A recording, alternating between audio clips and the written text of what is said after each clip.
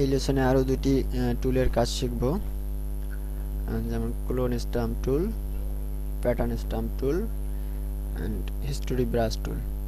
তো প্রথমে clone stamp টুলের কাজটি দেখব। ধরুন এই ডিজাইনটা আমরা এই এই পেজে আর একবার করতে চাই, বা এই প্রজাপতিটা আর একবার দিতে চাই। তো এক্ষেত্রে প্রজাপতিটার মাপে ব্রাশটি বানিয়ে এল্ট চেপে রেখে লেফট ক্লিক করে এই পজিশনে রেখে, ধরুন এখানে আমি দিতে চাই এই পজিশনে, তো আমি এখানে রেখে একটা লেফট ক্লিক করলে প্রজাপতিটা চলে যাবে।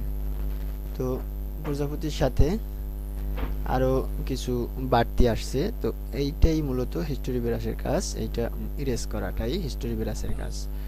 তো হিস্টোরি ব্রাশ সিলেক্ট করে ব্রাশের সাইজটা একটু বড় করে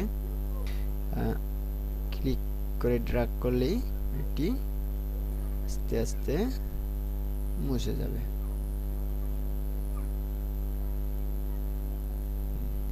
এবং প্যাটার্ন স্ট্যাম্পের কাজ হচ্ছে, কোনো প্যাটার্ন যদি আমি এখানে দিতে চাই, সেক্ষেত্রে এখান থেকে আমরা প্যাটার্ন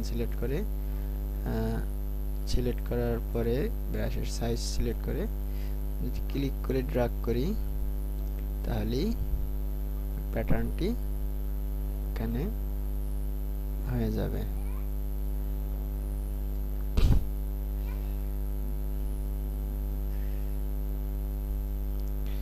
তো দেখলাম clone stamp tool, pattern tool and history brush টুলের কাজ। ধন্যবাদ।